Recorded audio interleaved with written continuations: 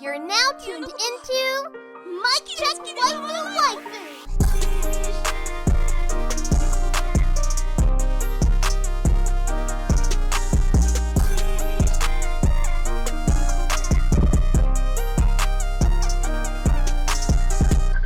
Polo and Tell, is that you?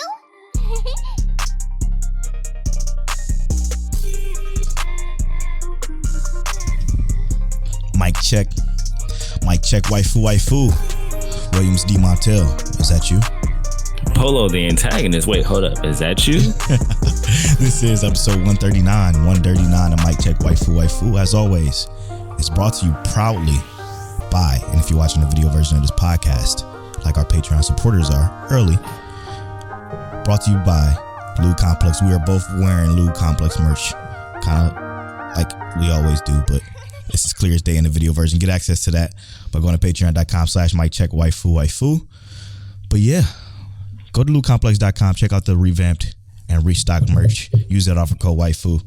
And speaking of Patreon, this Patreon episode is produced by AB, Aaron Brown, J, the GOAT, G, Johnny, Lee Trey. Hey, shout out to Anime Analytical Podcast. When I shouted them out last week, she got cut out. I don't know why it did, but it did. But shout out to y'all. We love y'all. All 27 of y'all. Ked the Pro, explicitly, Monique Williams, Nachi. Thank y'all so much for producing this and many other episodes of the Mic Check Waifu Anime Podcast. What a week. It's been a good week. Was it as good as last week? No. So I got some reasons why it wasn't as good as last week, but there was still some good stuff to happen this week, and then there's some stuff that just stayed the same trash this week. But you know, interesting. Yeah, I was irresponsible. Okay, I'm like, I could start it at this time. Realize that there's a few episodes that came out on Sunday. Obviously, you know the ones that came out every Sunday, and I'm like, oh, that's more than enough time to just wait until this amount of time. And then I watch them. And then I realized I missed Saturday and Sunday. So I had 2 days of anime to catch up. And there was quite a few shows that came out. So I had to kind of binge it all. It's kind of late. So if we seem tired, I apologize ahead of time. But we still gonna bring it. Specifically, because this episode is a big one. Apparently there's some shit going around on Twitter.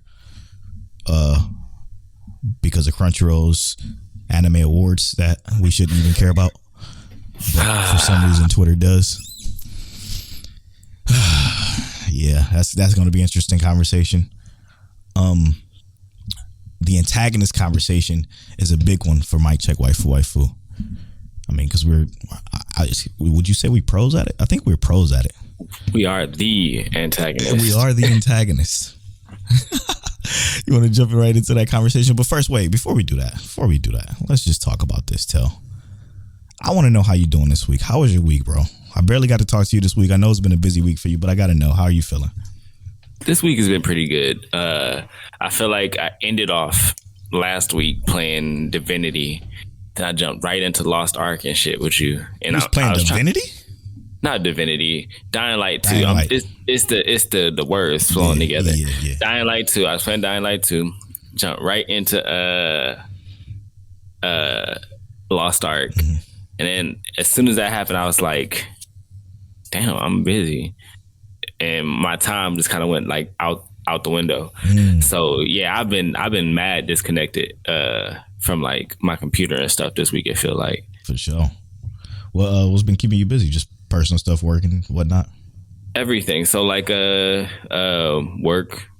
making sure I'm working out still, because before I was working at this gym, I was slacking a little bit. I was still going, but I was slacking. And then when I wasn't going, I was working out at home, and I wasn't going as hard as I could be. Mm-hmm. So I've been getting real back into the routine of working out. That's good. And then, we getting close to that, the ending B3. Of that third trimester when that baby 3 get here. Mm-hmm. Yeah.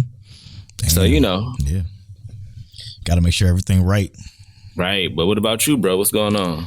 Man, shout out to this month of video games. It's been crazy. Because like you said, Dying Light 2, so good. Still playing through that. But this was launch week for Lost Ark, so we dedicated this week to Lost Ark, and it's been fucking incredible. Shout out to Nachi, shout out to Shabibble, or AKA ABM Brown, for joining the guild. I started the guild for the first time. I still gotta do that. Yep. Started the guild for the first time in many years. I haven't ran a guild for a long time. And for those of you that are not video game nerds, that's like a club that people can join, and you could do stuff together in the game. It's a whole thing. I'm a nerd. It's a guild. Some of y'all watch Fairy Tale, so you know what it is. There it is. There you go. And so yeah, it's called Bloodletter. So if you on Una servers and you play Lost Ark, search Bloodletter and you can join us. So question. What's up? Is it Bloodletter as in like it's the letter and it's got blood on it, or is it Bloodletter as in somebody who lets blood out of the body? I don't know. It was an accident. I created this shit on accident. I'm experimenting with the game. I'm going through some menus, and I see, create a guild. That's how you do it, huh? I'm just about to type this in to see how it works. I typed in the name because I knew it was going to be taken. I just typed in something I figured that would be the most edgiest and most taken name on all of the internet. I typed it in, and it didn't even warn me to say, hey, you're creating a guild. Do you want to do this? It just typed it in and pressed enter, and it was done. It was created. Don't you hate that shit? Well, I'm like, well, shit, no confirmation. All right, well, guess I'm running the guild now. So. Didn't I say that shit happened to me just recently? Yeah. I was playing. Oh, yeah, because it was for Dying Light 2. I hit hard difficulty, and I was like, it's going to give me a warning. No confirmation, just dropped me right in the heart. Got my ass beat on the first tutorial. Yeah, it's wild. It's wild. They got to be more clear, right? But anyway, let's go. Polo the guild leader. Yeah, whatever. We're here. We're doing it. I enjoyed the game. It's probably the best MMO I played since I started Black Desert years ago. I'm definitely going to sink more time into it, and it's more variety, so I love that. Love it. But yeah, I've been having a good time with that. It's been taking up a lot of time. I got to stream it too. Anyway. This is an anime podcast. You ain't got to do nothing. Do what you want to do. That's a fact. This is an anime podcast that comes to you every Tuesday at 9:30 a.m. EST or CT, whenever it posts on Tuesday in the morning times.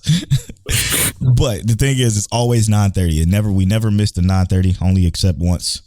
So, it is what it is. It gets you can listen to it on Spotify. Make sure you rate us 5 stars. I don't know who that was that rated us 4 stars, but we appreciate you too. We love you. All love. Thank you so much for just even voicing your opinion in the first place. We know whatever reason you did it's probably because of Polo. I will say it's probably because of me, because I am the antagonist. That's not true. That's absolutely true. I fucking destroy people's favorite anime, and I don't give a fuck. It was probably some woman who heard your voice and realized that she couldn't have you and got salty. Stop it. It's not even close to true. Not even close. Oh, that's so funny.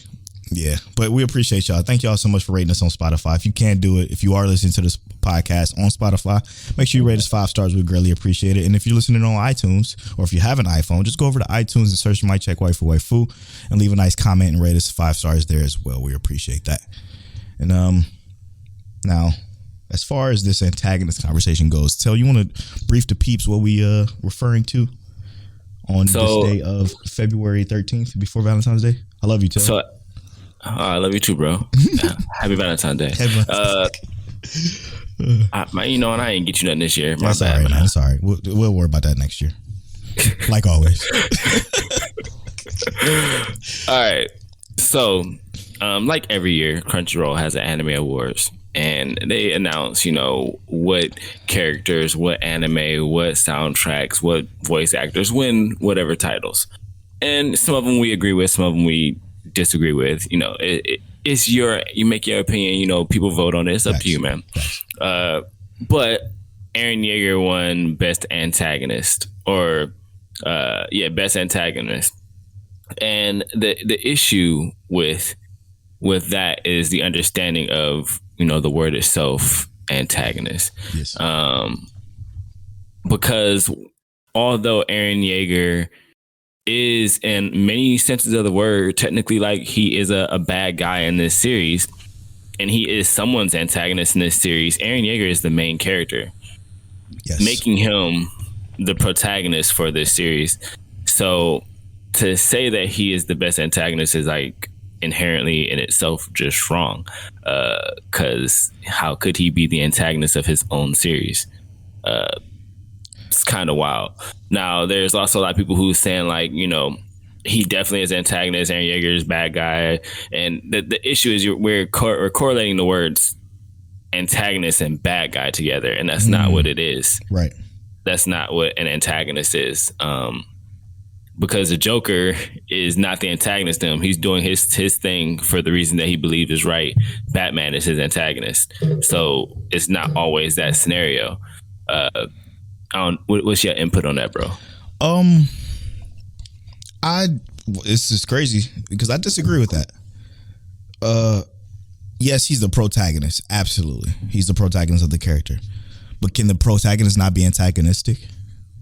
Well, and that's not what we're that's not what I'm saying. I'm not saying the protagonist can't be antagonistic, because inherently, like we said, the protagonist is themselves like the antagonist of like their antagonist, right? Mm-hmm. And I think the best way to put it is that Eren Yeager is what do they call it, deuterologist, something like that. He is the middle. He is both the antagonist and the protagonist. Mm-hmm. There you go. Deuterologist, I think, is what it is. I think you're right. But the reality is like, imagine turning on Batman and calling Batman the antagonist, you know, when he's really the good guy, you know? Yeah.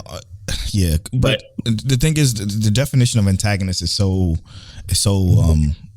it's wide ranging, right? Because I got the definition put up right here. It's a person who actively opposes or is hostile to someone or something, an adversary. So, I mean, technically, Batman sure can be, you know, he's an antagonist to us because he actively. I'm just kidding. No. I couldn't even get that out without laughing. Wait a minute. Yo. Anyway, but it's and I look at it. That's why we have this segment, and we sometimes host the rare Twitter spaces at Mic Check Waifu, the antagonist spaces, because like, yeah, we are the quote unquote protagonist or the host of this podcast, who can then be antagonistic towards probably your most favorite series.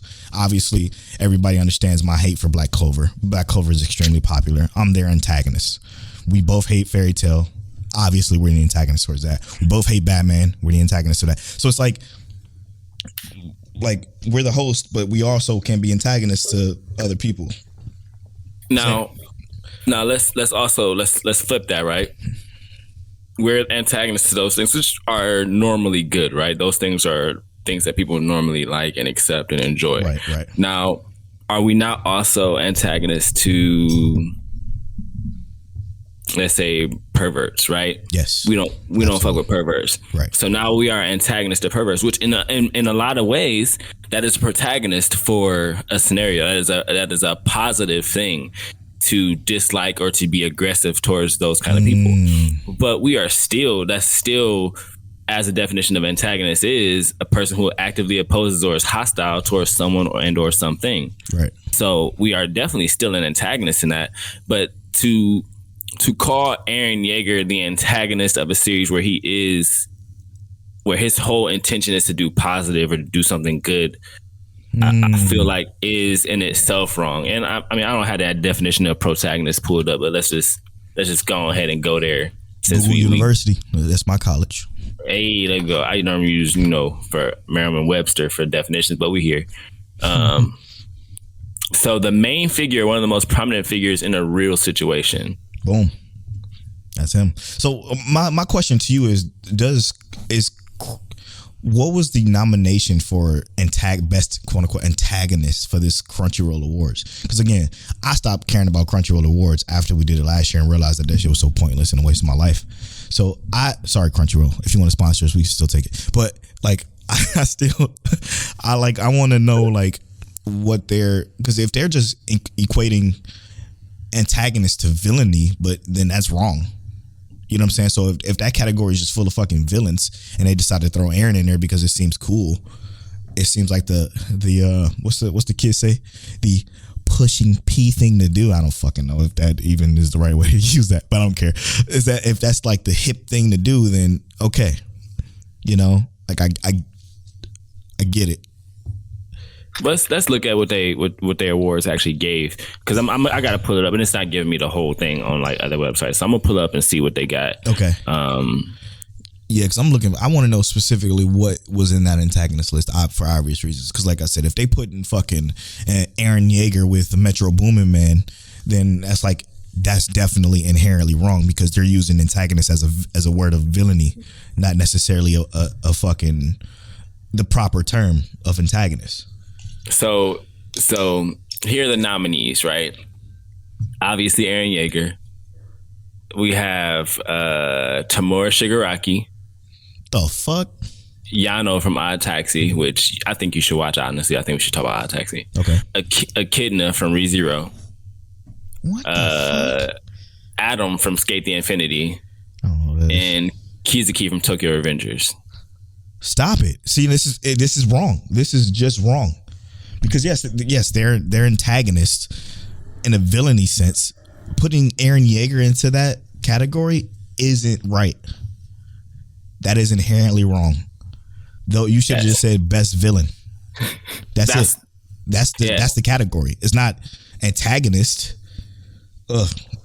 It's a protagonist with an antagonistic characteristic, which is inherently different than best antagonist. He doesn't belong in the category with best antagonist. That was stupid. Yeah, they don't quite. I'm about to become an antagonist towards because oh man, what I can't stand is that, like, here's the thing, and I'm gonna play devil's advocate for this, please. Not devil's antagonist.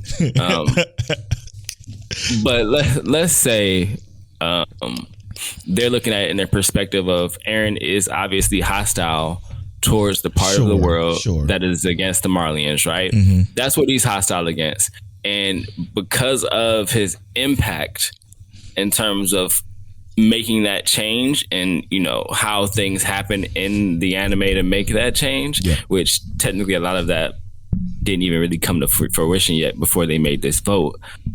I can see why he would be considered best antagonist for that in a sense. But even then, for him to be considered best antagonist in his own series, like where the series is mostly about his actual experience, feels wrong. But that's not even the root of the problem here. The root of the problem is you are absolutely right.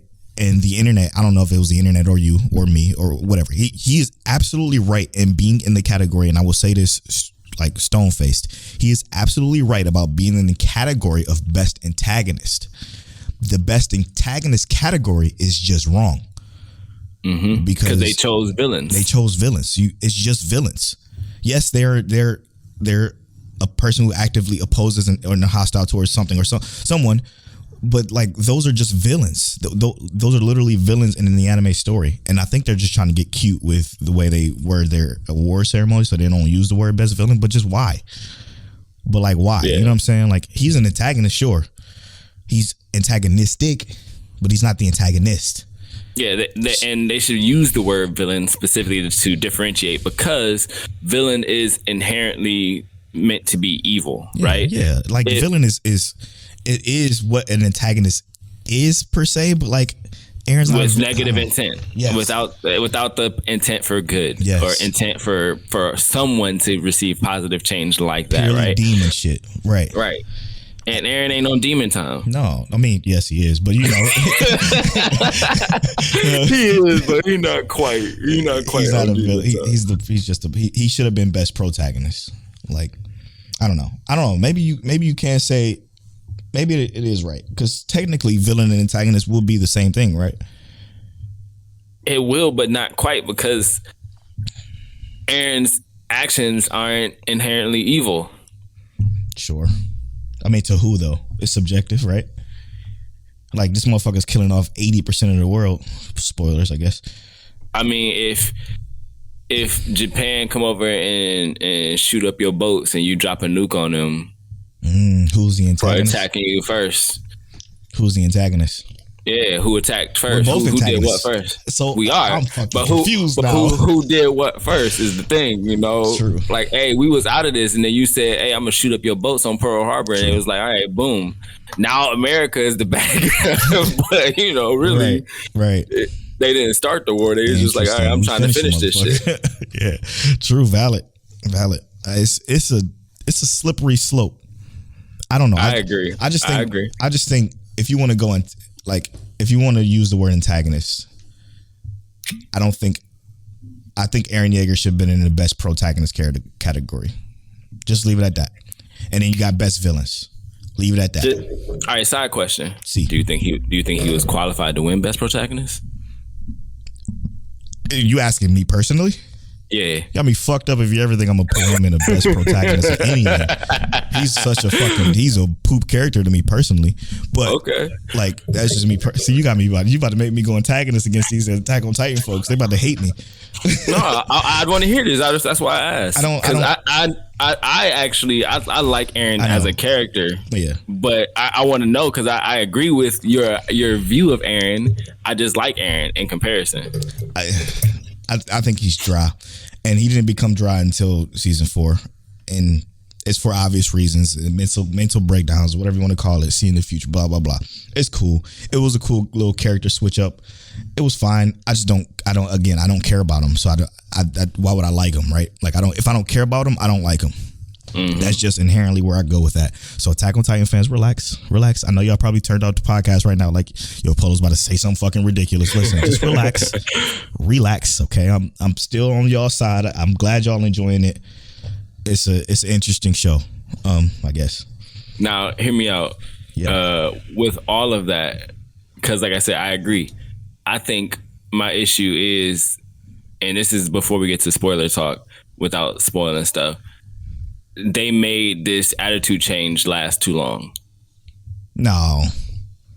Because he went the shift to this specific attitude change. Like, it felt like this story progression should have gone a little bit faster with like how things are going. We had to know, well, okay, I think what it is the gap between core 1 and core 2, right? I think if it was straight through, if you're watching it straight through, it's a completely different story that's being told to you. But think about it. So if you watch part 1, just leading straight up into part 2, it's gonna feel no different. You're gonna feel the years passage. You're gonna think he's still a good guy at the beginning of season 4, and then all of a sudden, when shit start to flip, you know what I'm saying? To be honest, it kind of went by quicker than it felt in the manga when I was reading it. I mean, I was gonna say, I guess I could say the reason, and it didn't go by quicker for me in the manga because I had to wait month to month. Right. Yes. But that kind of proves my point even more. You know what I'm saying? Like, I read it straight through, so it was like I got a lot of time with it because I felt his emotional state change when they kind of showed the flashback when I was reading through it and they had the little side notes and shit. But then in this one, like, if you look at it from a separate perspective of core 1 and then core 2. It's like it was a lot of time. So it seems like he was brooding a lot of time, but it was only like maybe 3-4 episodes in retrospect. Okay. I guess so. Yeah. Because to me, it felt like he had this like shut off attitude for too long. And I fell in love with Eren with the idea of him being so supportive of his friends and his colleagues and shit. Like that was the Eren. That was the Eren I loved. Yep. I'm not saying I don't love this Eren because I do still like this Eren. He a little. If I'm gonna be destroy the world kind of personality, I would probably be a little bit less broody about it because I don't have the emotional energy to constantly be sad, bro. So what you did was a double negative. So if you don't have the energy to be sad, he don't have the energy to have energy anymore. He's been through. Look at me taking up for Eren. What the fuck? He's been through years. Like, technically, when he was visiting Ymir or whatever, how long was that? Did that last? Right. That was all like quote unquote. That was a year. That was a year of him dealing with that. But not only that, he also had the memories or his future in his head. He saw all of this playing out. He had all of this. So you got to live with that all the way up until the point where we are now. To get it active, and then you still got more future memories. So it's like if you know the future, you're fucked, bro. Mentally, you gotta be fucked. If you know what you gotta do to get the outcome that you're trying to get, like, I'll be fucked up too. Like, I know my mother. I gotta make sure my mother die. I gotta make sure my father die. I gotta make sure all this shit happen for this. And I'm mentally done. You know what I'm saying? And that's checked out. Yeah, he's checked out, and that's understandable. But again, I just don't care anymore. I know I made it seem like I did. I don't give a fuck no more. And if I don't give a fuck about you as a character, as a person, then you're shitty to me. So, and that goes in real life too. So if I don't give a fuck about you in real life, you're useless to me. You're wasting my time. Anyway, Antagonist Polo. Antagonist space coming soon. But I don't know. I'm glad the show is being it's definitely faithful. I'll say that, because I'm starting to see like fucking panels that I remember in my head pop up in the show. I'm like, oh shit, yeah, I remember that. Like when he was talking to all the what you call it, Marlians, or the subjects of Ymir. Yeah, and the way they were looking up at the tree and shit and listening. A beautiful panel, and that shit was great. That was a good scene. But anyway, yeah, I don't know. I don't know. I think we're doing is we're overcomplicating the antagonist category. So maybe it's just on us. But I just feel like it should have been a clear separation between villain and antagonist here. Yeah. If you're going to add Eren into the category. Because, yes, Eren belongs in the antagonist category, but he belongs in the antagonist category just as much as, what's his name? Rung Ha, or whatever his name is, of Love of Kill, belongs in the antagonist category. Like, it's a weird slippery slope. So, I don't know. He don't belong in there with Shigaraki. Exactly. You're right. But a villain is also antagonist. Fuck, man, I'm confusing myself. I mean, let's look at we're gonna talk about that a little bit more when we get to Tokyo 24 too. Yeah, let's get into it right now. Villain versus antagonist. It popped up in Google. Villain is defined as someone who with evil. Ooh, shit. Here we go. Let me sit up for this. Let me pull on the polo eyes. This might have just solved our case right here. We might be all right. Might have been right the whole time. Villain is defined as someone with evil intent and someone who is directly responsible for specific harm and danger to your protagonist. An antagonist is someone who actively opposes, and then blah blah blah, what we read earlier. So, is there a real difference? What is an antagonist? An antagonist is a character creates challenges for your protagonist. Generally, they will have a default set of morals and values, but they're not inherently evil. Exactly. Your story may consist of several antagonists, but there will only be one villain. And I guess you can also think about it like this way, right? And this is personal trainer Tell coming out to talk to you real quick. Oh, fuck. I have a bicep here, right? See? This muscle here, my tricep. But what the fuck does this have to do with antagonism? Just listen. Okay, I'm listening. My bicep is my protagonist muscle because it's the muscle that actually pulls this arm closed. My tricep is my antagonist muscle.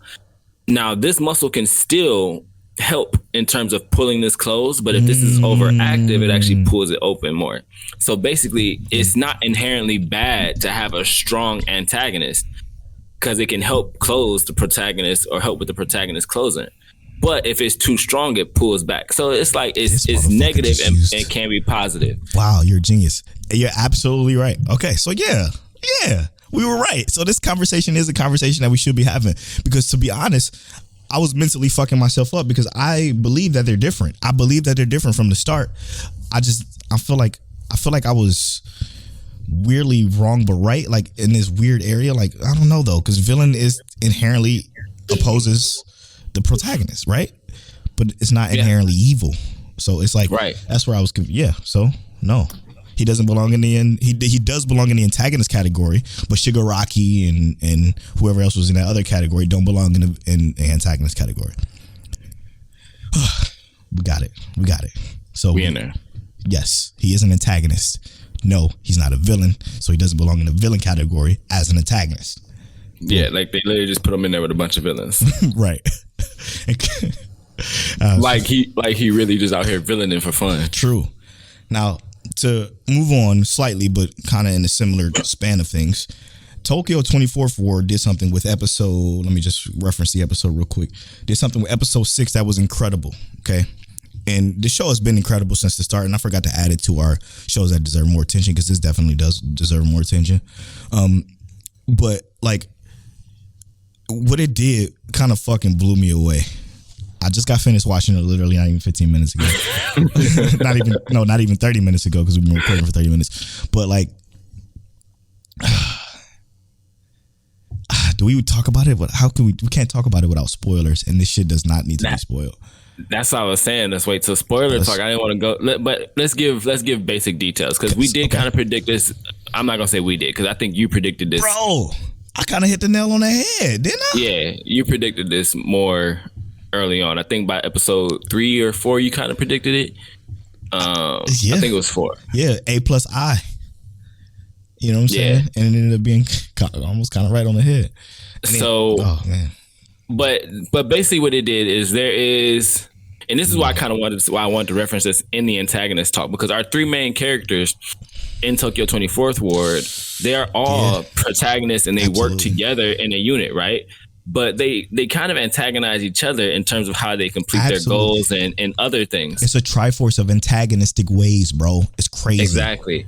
And I did also realize one thing specifically about this.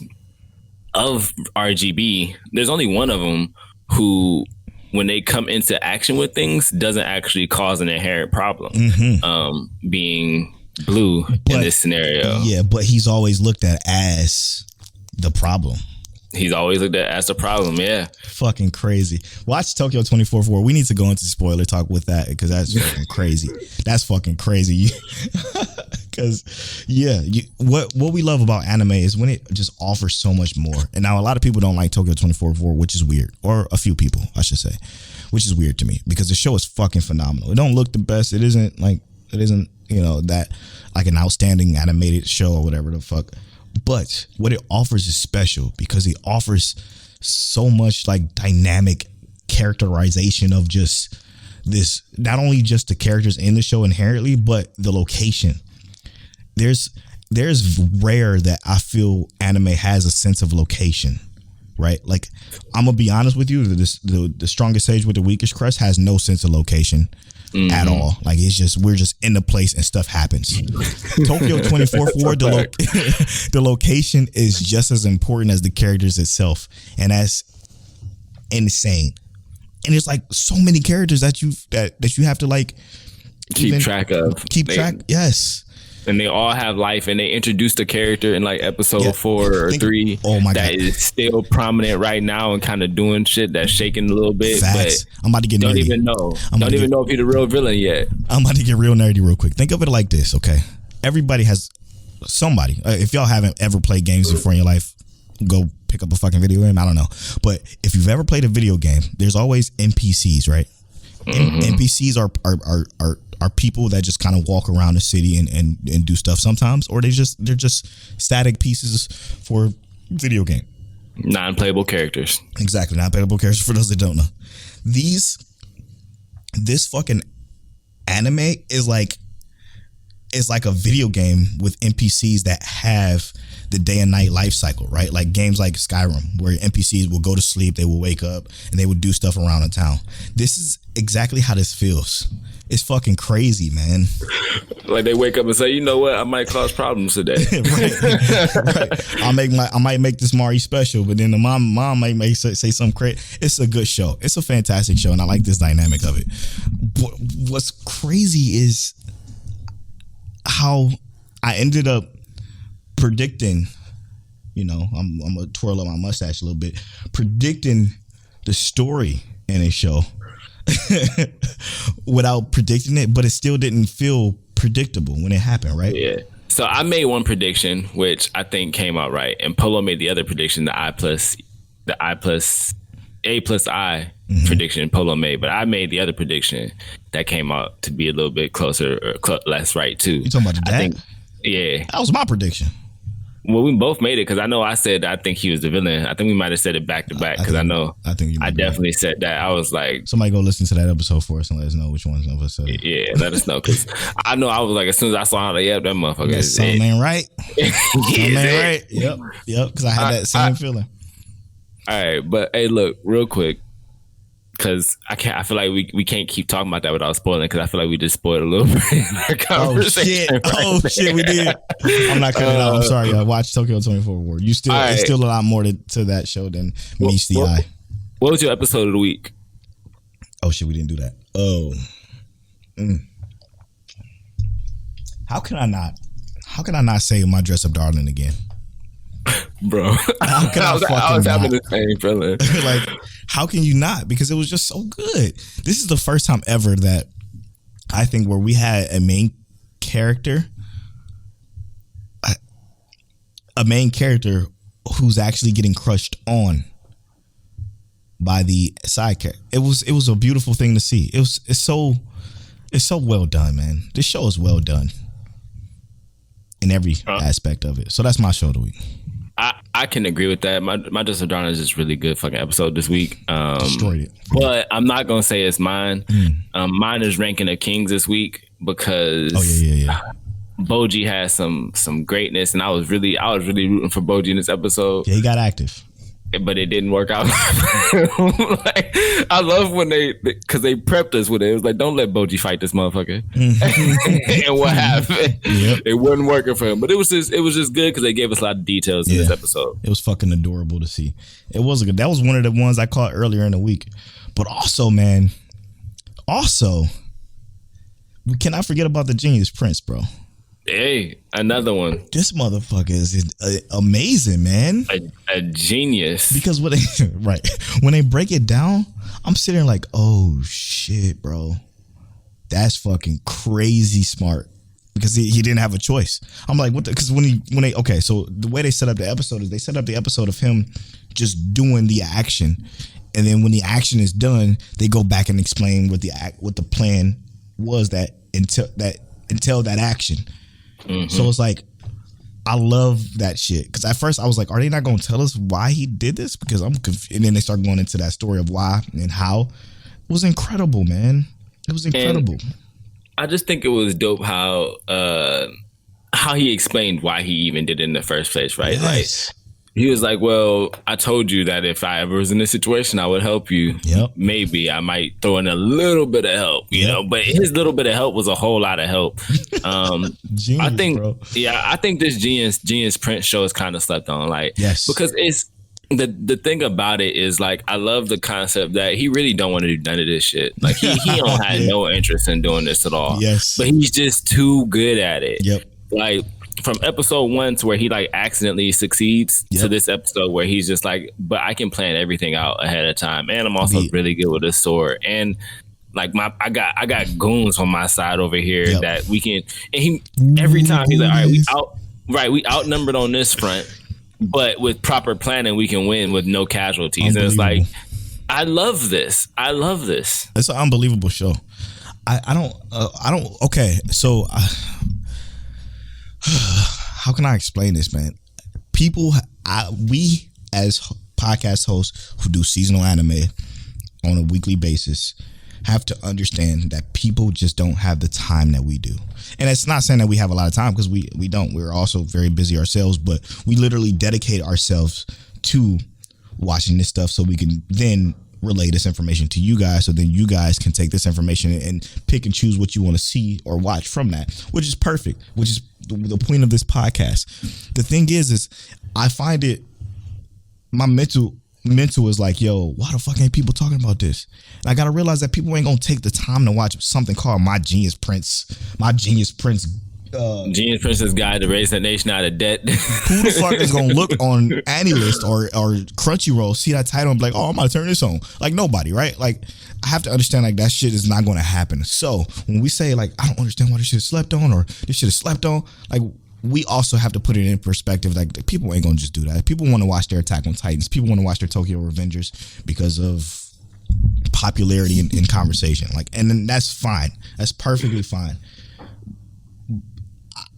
We just want to help you open up. Sort through it. And just sort through it. Just sort through the trash, sort through the greatness that is obviously needs to be watched so that we can get more seasons of the shit. Mostly. It's kind of selfish of us to do, but that's the kind of the goal of it. And like that alongside like Takagi-san, Season Master Takagi-san, like that show is fucking so special. It's so sweet, it's so wholesome, so cute. And they're finally starting to make progress with, like, she's dropping hints like, you know, like, I don't want to say it. They're just dropping hints about their little relationship, and they're starting to come into a little bit more of an understanding, which is fucking adorable. And it's 3 seasons of just pure greatness. Because what they do is they do the small little story thing, you know, kind of like Komi Can't Communicate or Kaguya-sama Love is War, how they do, like, instead of an episode based around like progression to progression, they do small little chapters within the episodes. And I find that to be so refreshing because it's always something different. They give us a nice little title screen every time they switch to something. And it's like 5 to 8 minutes long of each thing, but it still have a progressive story with it. And it's just so pleasant to watch. That, I think people need to watch that too, man. It's so good. And it's 3 seasons of it. You got a lot. On top of that, I don't know if you caught In the Land of Lido. Yeah, phenomenal. I just like the interaction with the fact that we finally got another player character. Yes. Yeah. And to see what was going on with that. I was like, yo, that's dope. And what's funny about that is like how they talked about how he's a kid, because that's fucking MMOs in a nutshell.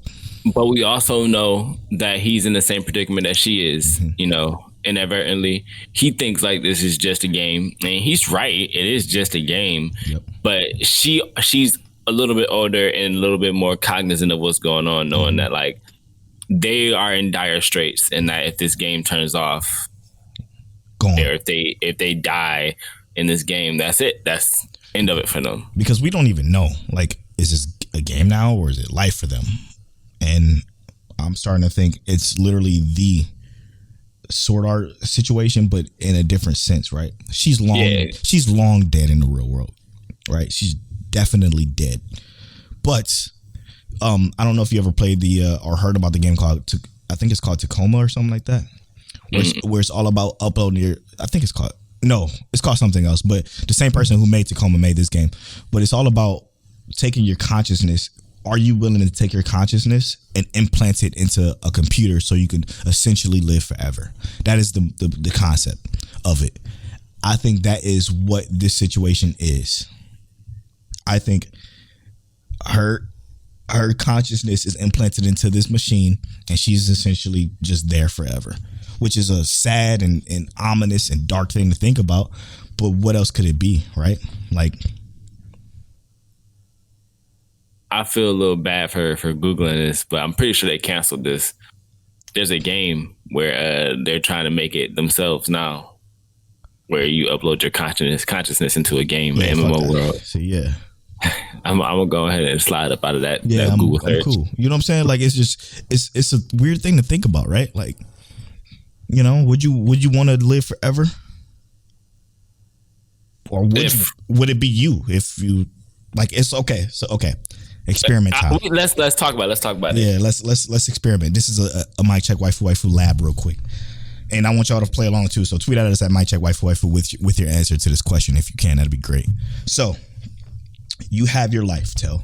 You are Montel right now, sitting right there in that chair on the video version of this podcast that you can get exclusively on Patreon. Okay, that's you. Now I'm going to take the you that is right now, make a copy of it by plugging some shit into your ear. Downloading who you are right now as Montel and making a copy of it and putting it on a disc that I just took out of your ear. Okay. Then now there's 2 of you. Would you be happy with dying? The you that's sitting in that chair right now, because you still alive here, right? Technically, your conscience is still alive. Or would you want to continue to like live on? All right. I have 2 things to kind of say to that, right? Because this is kind of how I break it down in my mind. I don't mind copying my consciousness. Like, if that was a scenario where my consciousness can be copied, I don't mind that. So the you that's living like you right now, there will be 2 different yous two different perspectives, but it's still you. Yeah, I don't mind that idea, but also I also understand and grasp the concept that even if you copy my consciousness, that one that you copy that's right next to me or in a computer or wherever it is, although it is thinking exactly like me, it's not going to be me. And even thinking going forward, if I never see that copy of my consciousness again, let's say you ship it off to Japan, right, the other side of the world, and it starts to experience an entirely different life, that consciousness is no longer me.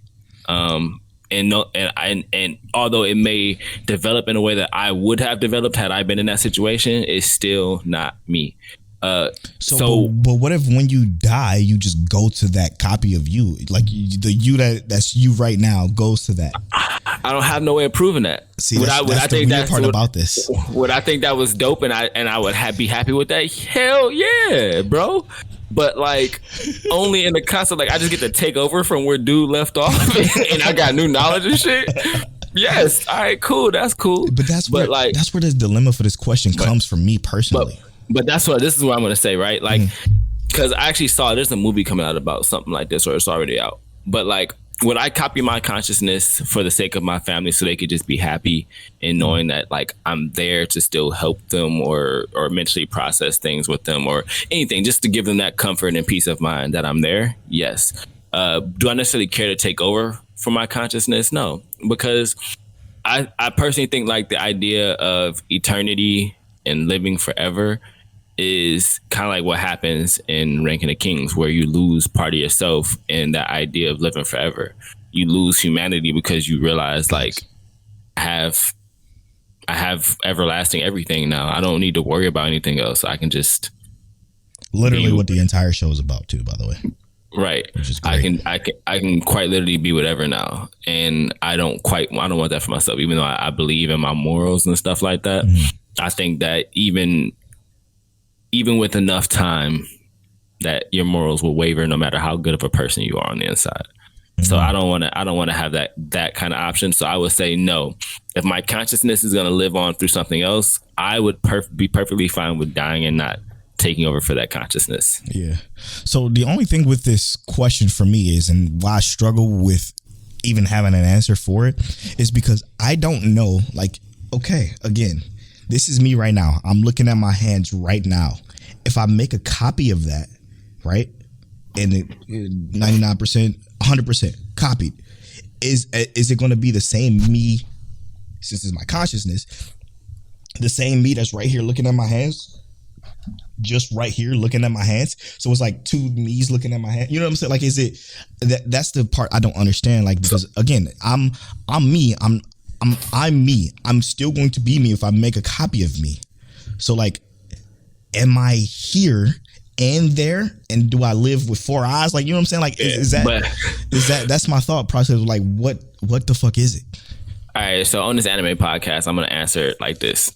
Cause because obviously I don't think anyone fucking knows, right? Like, no, this is, of course, this is all. This is breaking into like pseudoscience and shit. we don't know nothing about. We just two brothers with an anime podcast.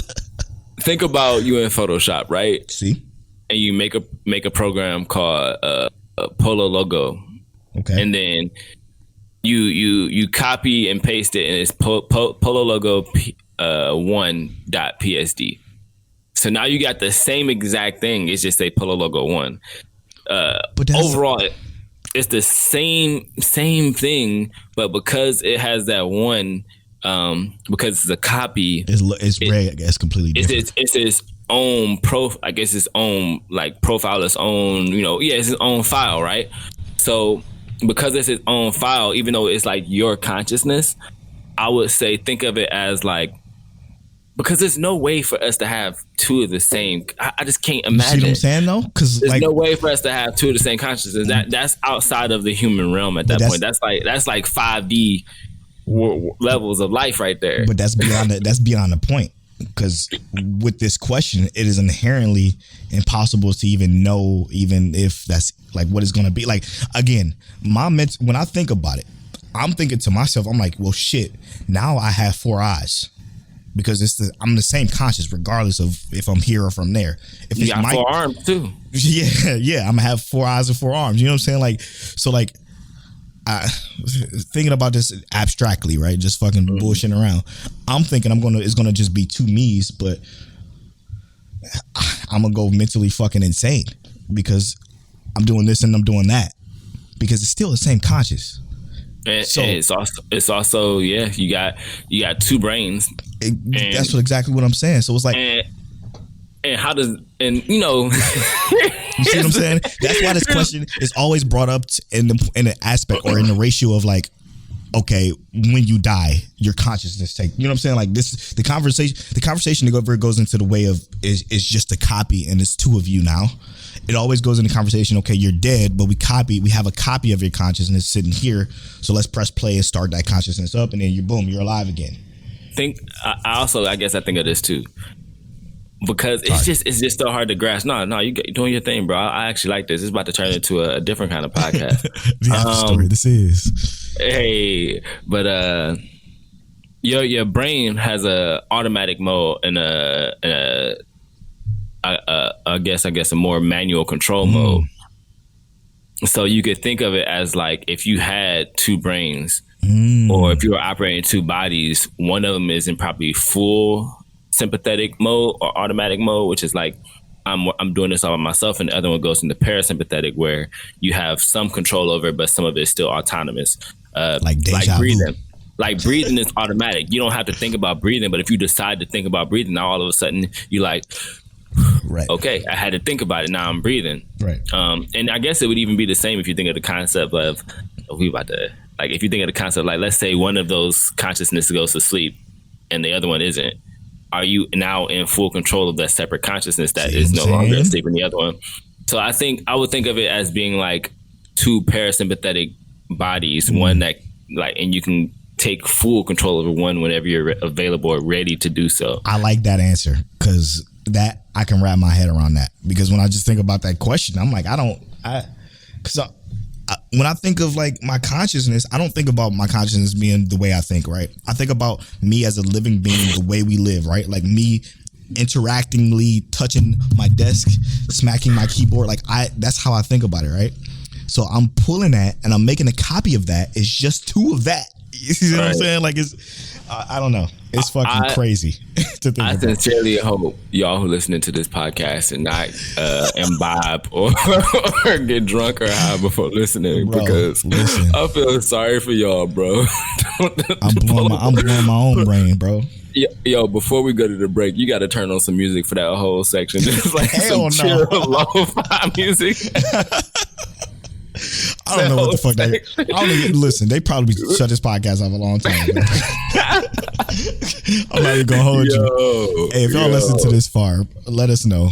And let us know if y'all got an answer to that ridiculous ass question. I don't even know what the fuck where that even came from. Y'all probably like, man, what the fuck are these fools talking about? That was definitely a whole after story segment right there. I don't know where that came from. We 52 minutes into this joint. Hey, listen, we about to get to know Mike Check Waifu. This is part of the podcast where one of us rolls a random number generator and the other reads a question associated with that number. And this week it's my turn to read the question and turn to roll the random number generator. What the fuck is going on here? How many questions you got? 46 questions? I don't know because I didn't have it put up. 47 questions. But before we do that, just so y'all know, before we go into spoilers, again, make sure y'all subscribe. Make sure y'all like and all that fantastic stuff. Subscribe to the YouTube to get the video versions a week later, early on Patreon. Support us there. I had something else to say here before this point. I totally forgot what it was though, so I'm not going to say it. Anyway, what's the number? 1. Whoa. That's what I said. I wrote it. It started off on 3 and I hit 1 and it went 1. Or hit generate and hit 1. I was like, oh, okay. Your favorite male character? Easy. My favorite male character is Hachiman from My Teen Romantic Comedy Snafu.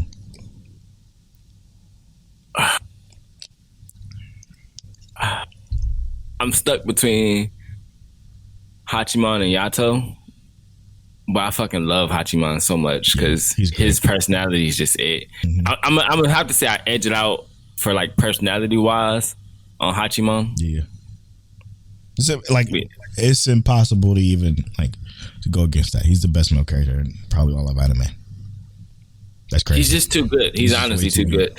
I appreciate Polo for putting me on because I wasn't gonna watch that at first. I'm glad you ended up watching it. And you know what's funny? Me either. It's because of the name. I'm like, my team, laughy romantic shit. All right, I'll turn it on, and that's all she wrote. Changed my life. Anyway, we'll be right back after these smooth tones.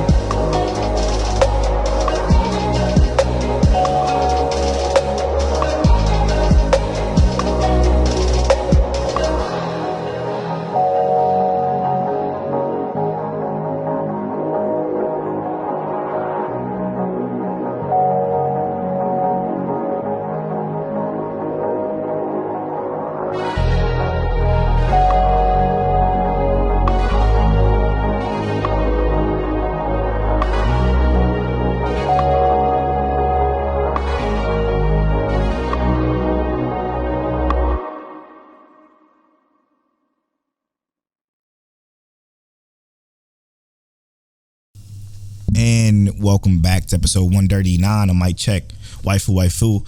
I figured out what that announcement was. So if you didn't turn off the podcast because you normally turn off the podcast during spoiler talk because you don't watch the shows that we talk about during spoiler talk, I am happy to announce that next week we're just going to review Demon Slayer. I don't know why I said that like it was a big deal. We're going to review Demon Slayer. We're going to, because we already reviewed the Mugen Train because it was just a movie, so we don't need to do that. We're going to review the Entertainment District arc in its entirety using the patented Mic Check Waifu review skill. So stick around for that. It's going to be during the first half of the podcast. Probably will have slight spoilers for Demon Slayer, but we're going to talk in generalities as much as we possibly can. And yeah, stay tuned for that. To start off this spoiler talk, we're gonna start off with what you want to start off with? Demon Slayer. You just finished talking about it. Let's go ahead and jump on it. Sure, let's do that. Yeah, we're gonna talk about this a lot. This episode didn't feel like 45 minutes. It wasn't.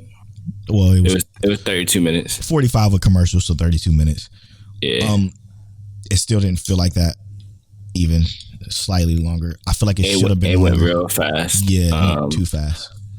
And I'm not saying it went fast in terms of like, because I feel like it didn't really even feel like a 24-minute episode. It felt like a lot of it just was flying by, and that might be a testament to how good it felt. Yep. Because although this wasn't like the most hype episode in terms of like how it was still very good in some other senses, in terms of like where they always give us that moment where the demons have those redeemable moments. Absolutely. And they kind of get those moments of like clarity when Tandro comes back to them. True. But we got some cool stuff in this episode, so let's not skip past all the cool stuff first. Before you get into the cool stuff, I will say that this is the first time, like, sorry, there's music across the street from where I live. Of course, as always. Yeah, as always. I will say that, yes, I still hated these demons, like, because they were demons, like absolute demons. But the sympathetic nature of it, we always talk about this every time we talk about Demon Slayer. You feel sympathetic for them, and they do a great job of telling that story. Mm-hmm. I wish it was more this episode with the conclusion of our boys, though. You know what I'm saying? Yeah. I just feel like it was I don't know. It kind of just shut off. It was like the Goodfellas. It definitely just shut off, and I didn't like that it just shut off. But I feel like I definitely expected there to be more. Yeah, like just a little bit, even where they go, or I mean, just thinking about this now, like what's the aftermath of what happened? Exactly. That kind of stuff. But my thought is like, can Nezuko heal the headmaster? I thought the same thing too, and I was also about to be salty because I was like, all right, so as we get processed through this, let's not skip too far. Sure. Let's talk about how, for instance, we see everything that happens, and we kind of get a recap of the explosion and shit, right? Thank goodness, yeah.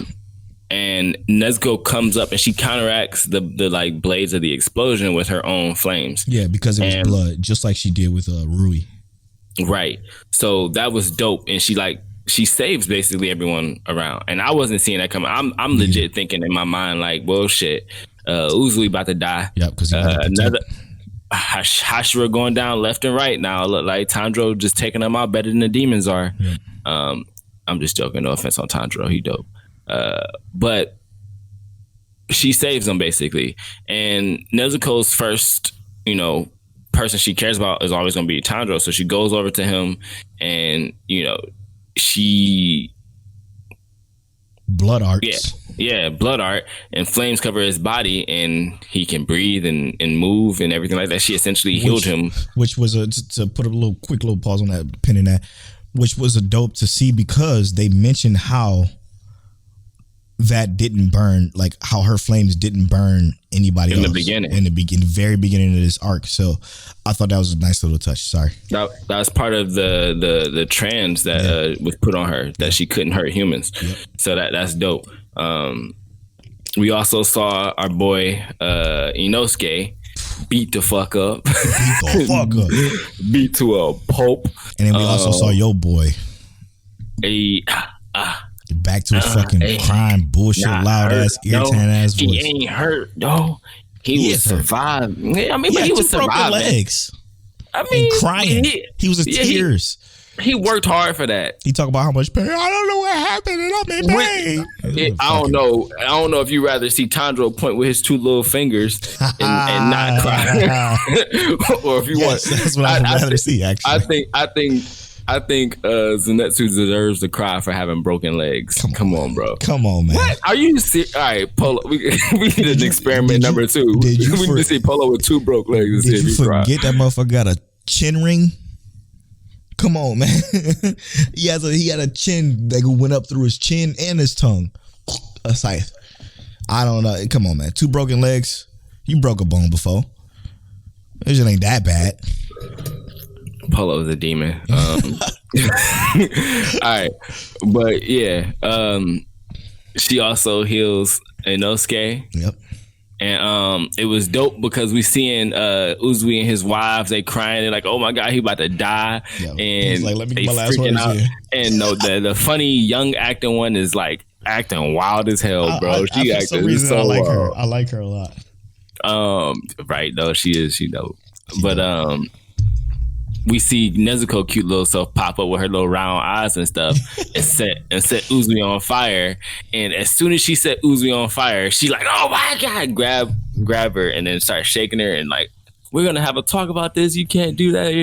And what are you anyway? And they freaking out. And Uzui's like, I feel fine. And I was thinking in that moment too, is she gonna say Uzui? Because she don't say Uzui, I'm gonna be salty. Me too. I was like, come on, man, hurry up. That's what I kept saying. Yeah, I was thinking like if she don't say Uzui, like if they give us some bullshit as to why she can't say Uzui, I was instantly gonna be pissed. Facts. But they saved Uzui, and you know, that's just a good moment. And they kind of had like that breakdown conversation of what's going on.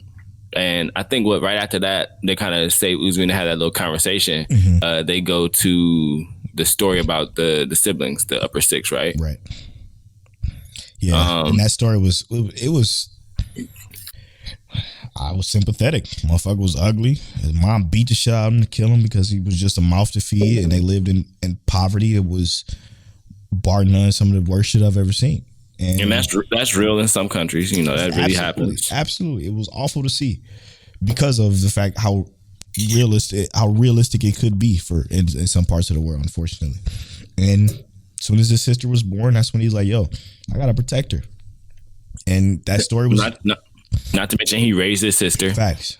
And what made that whole idea of that story so real for me, or so dope in general, was the fact that not only did he raise his sister, but he was so apologetic in the end for like the path that his sister took because of him. Mm-hmm. And Tanjiro has a way of bringing that out of demons, right? Because they were cursing each other the grave at the end, right? Blaming each other for everything, saying the worst possible things they could say, because that's what people sometimes do when they're in a state of despair and anger and frustration. Yes. They let the worst possible things fly, and they know it's gonna hurt you because they know what your weakness is, because they're siblings. Absolutely. And that's what they're saying. And Tanjiro comes to them and says, like, you don't want to say that part. Right, which is the part I wish you were never born. He stopped him right before he could say that. And then he put his hand over his mouth, and then that shit just completely changed everything. And then when they come back from that story, both his hands and Nezuko's hands are like coming back from the demon, and you could tell like that was a moment for them, for both of them, obviously being brothers and sisters. That was a really good moment. It was special. It was dope. Mm-hmm. If reincarnation is a real thing, if I die, I want to meet Tanjiro because he's gonna make sure I come back as a good person. That's a good person, right? Sheesh, that man he be saving souls. Souls. But is this your same conscious, or is it? No, I'm just kidding. But what do you think about them walking through the flames in the end? It's where they belonged. I guess it was hell. Yeah. For me, that was symbolism for them and the way they went. But what did you think about after that? Pretty much after that whole thing, another Hashira popped up. Your boy. Yo, he was talking mad shit though. He talking about some, you beat a Hashira. Upper 6, I guess that's the least you could do. I was like, yo. Like, you had trouble with this upper 6 fucking problem. Like he wouldn't have had no fucking problem with it. I'm like, who the fuck is this guy now? And he might actually be that dope. We don't know. We don't know. Yeah. But let's just say like he's talking about something that's the least you could do. And he was saying like, how long would it take for you to get back up? Right, we got an open void still from when Rengoku died, and you know you win the next time. Yeah, when you next time you're gonna get up to be able to work. I'm like, what? Who's be like, yeah, I'm retired. he's your least favorite manager at whatever job you got. That's a fact. He sound like one. Yeah, man. He's like, he's like, yeah, I'm retired. There's no way I can continue fighting, and I'm gonna tell that to the headmaster, and it's gonna move on. For some reason, why did I have a feeling that old boy, Orochimaru was gonna kill him? I don't know. I didn't have that feeling. I just feel like he is unreadable in a sense. Like The only other one who is like that, I think, is the Cloud dude, who is completely unreadable. Yeah. I guess cloudy eyes. You know what I mean? Mm-hmm. I know exactly what you're talking about. The big dude. But he does, because I think the first time I saw him, I did kind of get the same thing, was that he was kind of like, might have some evil kind of intent. But this scene when he was talking gave me way different vibes than when they met initially. Because when they first met, he didn't seem like a good guy. He just seemed like he was intentionally evil or being malicious. But in this scene, antagonistic. He's antagonistic. In this scene, they gave us some conversation from him, and he didn't seem like, he seemed just a little bit more. He seemed a little bit younger, I guess, mentally than I thought he was. I thought he was way more manipulative and evil. But yeah, he don't seem that bad to me right now. No, me either. I actually kind of like him. For sure. So, I mean, with that being said, it just wraps up with our three boys crying because they're happy they're all alive. Mm-hmm. You remember? Look, all of them were crying except for Inosuke, because we can't tell. But he sounded like he was crying. He sounded like he was dying too. I ain't even gonna lie to you. I must say the voice acting in this show is fantastic. Like obviously the sub voice acting is incredible, because the demon, when he was telling that story, the demon voice acting was incredible. Yeah. They was like, yeah, my voice is. People hated my voice. I'm like, yo, this voice is clean. What they talking about? I will say this to cap off Demon Slayer. Let me see. So Demon Slayer season 3 will have the Swordsmith Village arc, which is apparently going to have our girl in it, the very well endowed Hashira. I can't wait to see what the fuck she's all about when it comes to fighting. And the is it the snake dude? Yeah. No, it's not the snake dude. No, it's the Cloud Eye dude, right? Yep, the Cloud Eye quiet young bull. So did you watch the little trailer already? I did not. It's a trailer for it? Yeah, if you go on AniList, it's right there on the page, Demon Slayer page. It's not like a full breakdown. It just give the music and then it shows the characters, you know. Okay, I'm gonna check that out after the show. So yeah, that's gonna be interesting. We're gonna review that just like we do everything else with Demon Slayer. And then again, when Demon Slayer is officially done, which is probably going to be many years down the road, so we have to do this podcast for many more years, which we entirely plan to. We're going to review the entire series and average the scores together. So, yeah. With that, let's move on. Tokyo 24 Forward. Of our review or spoiler talk, I think this is the best episode of the week for our spoiler talk. For the spoiler talk, absolutely, bro. Unbelievable, like, guesses on our part, though, for sure. Because of the fact that we damn near hit that shit right on the head is funny. It was honestly predictable yet unpredictable at the same time, because of I guess it's the way they went about getting there, right? Like, the way they went about getting there was so abstract and fucking different. Like, yo. Yeah. And I think that because here's the thing is, like, I struggle with calling it predictable because of that, right? Like, the route they took to get there. Because even if something is considered predictable, when it catches you, like, if you know Mike Tyson's gonna throw an uppercut, you know, you predicted he gonna throw an uppercut, but did you predict when he was gonna hit you with it, kind of thing? And I don't necessarily think, I knew we kind of had the idea as to what was going on. We just didn't know when it was coming or how they was gonna predict it. And now I think what makes this episode so strong is that they gave us what we predicted, but what's next to come? Oof. What comes next? They gave us. Idea. We saw the dudes with the Phoenix painting again, but we still have no idea what's coming. We don't even know if what we predicted has proven who the true antagonist is. Oh yeah, because like, is that artist? Because we know that's the adult artist that was talking to, the young girl who's Kaiba's daughter. Was talking to that artist, and he's essentially, quote unquote, the antagonist, maybe, or villain. either Right. or. I feel like the dad is still the villain in this particular situation, or is he antagonist? Whatever. I think the dad is like. Dad giving me real Shao Tucker vibes because you know how Shao used his wife. Yep. Yeah, almost the exact same way. Funny enough. Yeah, I think it's that's the case. Where I have this problem, and problem is subjective, is with Green, right? Like, what the fuck is Green's deal? Why would he feel like that's okay just because his dad said it? I don't know about that. I don't know if I believe that. Here's the issue I have with Green too, because I agree.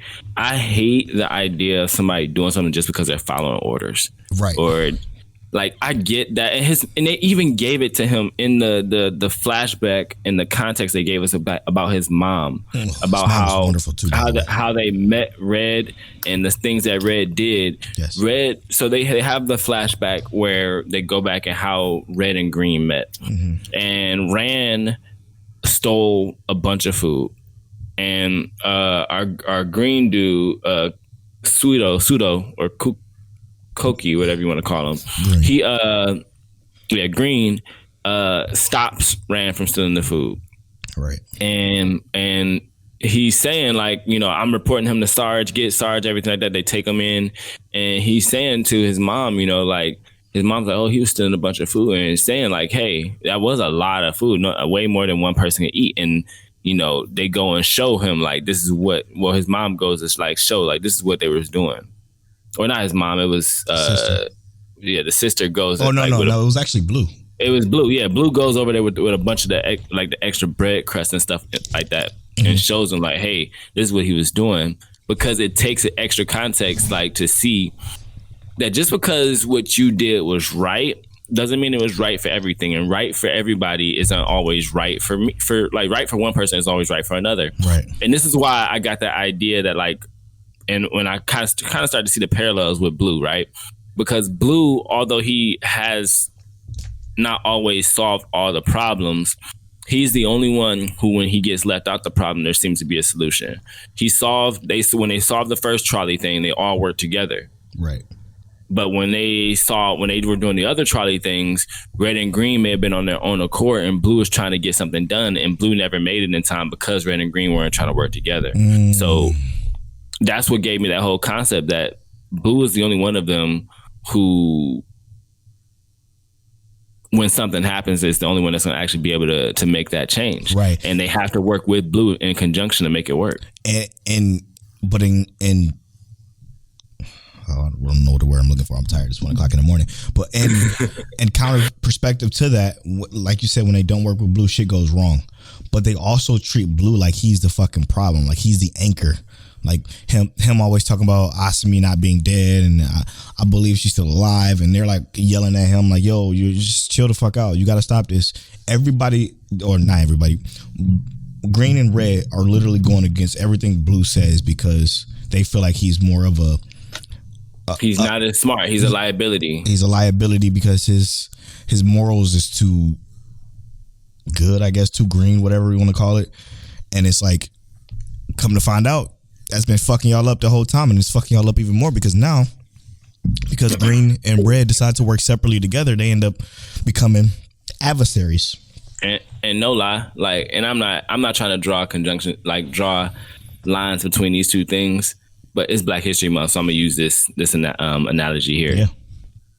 Red and Green are both extremists. Yes. Red although he's not trying to harm anybody, he's going on one entirely extreme side of the spectrum. Malcolm X. Whereas, Malcolm X, and Green is doing the same exact thing, the whole other, side of the spectrum. Whereas, like, let's say Red is Malcolm X, Green is Martin Luther King. There needs to be somebody in the middle who the Black Panthers. I don't want to be right. I don't want to be violent. And I also don't want to be entirely peaceful. I want to find the right solution to get things done. Yes, because I think Blue would still fuck some shit up if he needed to, but he ain't gonna. Right, that's what I'm saying. Nobody. He's not trying to do it in the wrong regard. Yes, he's trying to make sure that whatever he does gets things done properly, so that people don't get hurt. And that's what it looks like here. And like, that's where my issues with Green lie. And I have the biggest issues with Green out of anybody right now because because it's like he's blindly following the rules, orders, and that's exactly what his mother was telling him was not necessarily the thing. And how do you have that whole flashback? Like they show us that flashback, and you literally go on to the opposite. You go to the opposite, bro. Like this is your mother, bro. Even the chick that like I guess you can call her Butler or whatever. Fuck. She's like, please forgive my sins. Praying to his mother, like, yo, I'm sorry for doing this shit. You know what I'm saying? Like, it's awful. And also with everything he's experienced, right? Like he told his dad, I got a call from Asami. Yeah, this is getting weird, bro. And dad's like, oh, blah, blah, blah, blah. Let me show you something. First of all, sir, let me slow you the fuck down there, Dad. First of all, I received a call from Asami, and now I see she's in a giant fucking pickle jar. It's a giant pickle jar. I see her in a giant fucking pickle jar. You're telling me she's dead? Yo, no. Where are these calls coming from, Pops? And where are these calls coming from? That's what, and they didn't go into any details, and this show is also good at doing that. Maybe they'll show it next episode, but they didn't go into details as to why Green decided to agree with this fucking shit, because it don't make any sense. I just explained to you I've been getting these calls, and when I get these calls, I get these incredible powers. I don't know if he explained all of that to him, but I get these incredible powers, and she basically is predicting the future. All right, son, let me show you something. And he shows him, and then we end up him destroying the school and then him selling out Red.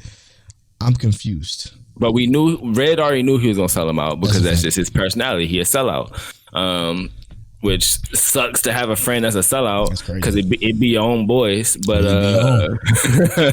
it ain't us. But sheesh, I don't know, man. Also, not to mention, I was thinking this.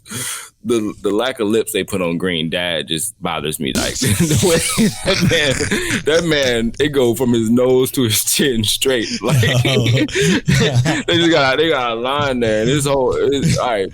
But look, you're a demon. I don't. What do you think is about to happen, bro? Because I feel like they took our predictions from us. Yeah, right. I mean, we got it right essentially. Right, but we still got 6 more episodes after that. Yeah, good point. We basically had end game predictions there, but what's happening next in the end game? So it's gonna be this continued falling out between Green and Red. Blue obviously gonna come through and bring them together because there's gonna be some even bigger shit happening with the artist dude. You think that gets solved next episode? Oh, good question. No. I was gonna say, because I don't think they can have this falling out for too long. Here's my prediction. I agree with that. I think they either gonna have the falling out and fix the falling out in like the next 1 or 2 episodes, or they have a fallout. They don't fuck with each other for multiple episodes until like the last 2. Interesting. No, I think they gotta come together to fix whatever's about to happen. Right, because I think it's gonna be a bigger issue. But you know what I'm thinking? I'm thinking it's going to be that bigger issue next episode, and then maybe the episodes after that is them trying to change 24th Ward for the better, i.e., stop the shantytown destruction for this fucking casino. Stop, shit. Just the drug D. Yeah, and then like, there's so many fucking characters, bro. They got a lot to do. How do you feel about that phone update? Hell no. And I'm thinking that everybody that does it gets the quote unquote power that Red RGB gets, but in a different aspect, right? The aspect of it being like it's conformist. It just turns them all into hypnotized conform. It's the Madara. It's the Madara Uchiha. It's the Infinite Tsukuyomi. Like that's exactly what it's about to be. They gonna use that because they're gonna use that to control the mechanoreceptors in your brain and say, all right, move this way. Yep. And everybody's gonna be safe because ain't nobody gonna be fucking up because everybody gonna be controlled.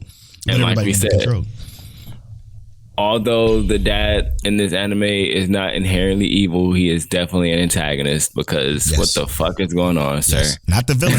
Not the villain. So he does not belong in the villain category. He belongs with Eren Yeager in the antagonist category. And then next up was what? Oh, we talking about what we talking about for actual spoiler talk? Yeah. We just gonna end on Attack on Titan. My only thoughts on Attack on Titan was that I hated this episode.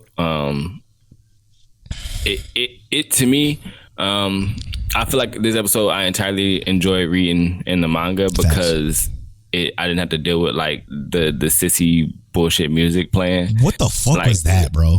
I'm like, what? Am I watching Power Rangers right now? What the fuck is going on here? They gotta just not do this. Don't ever do this again. You got this metal ass intro that's like dark and gloomy, and then all of a sudden it's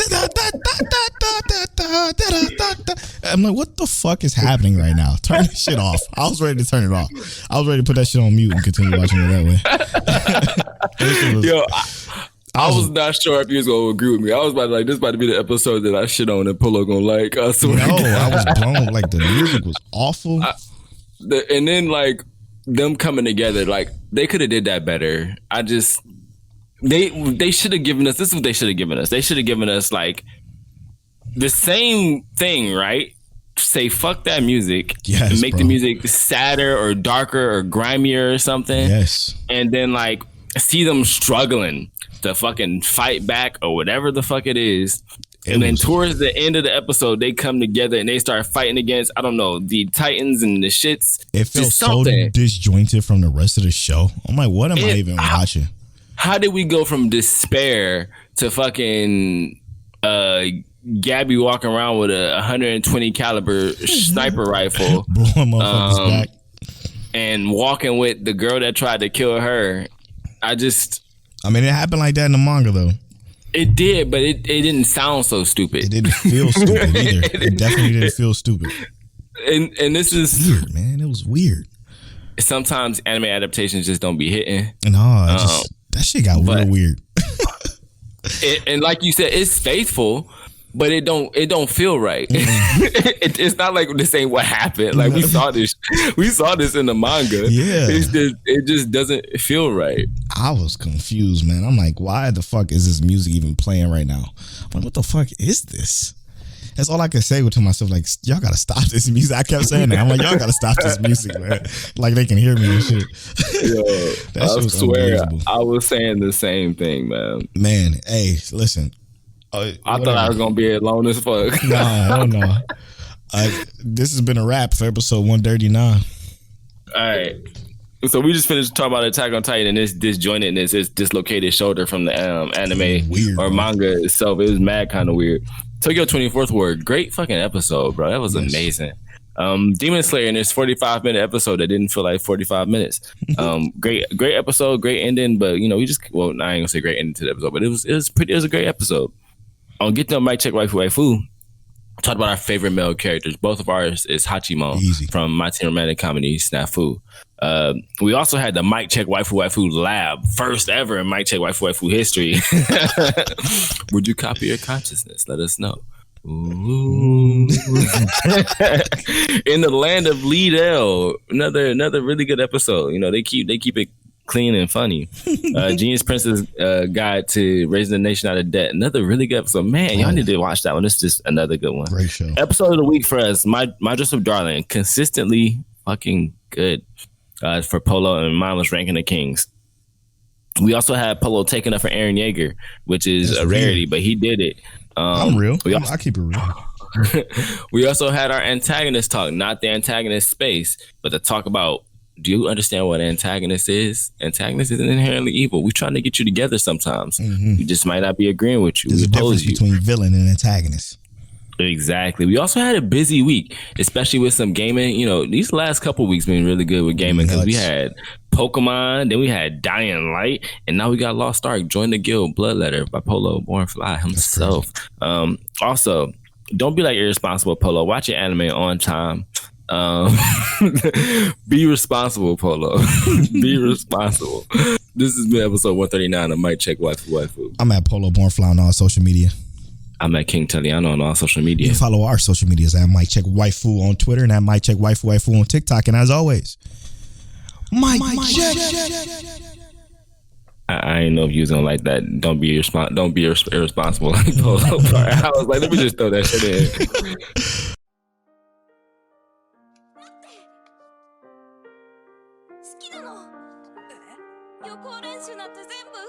You're now tuned into Mic Check Waifu Waifu.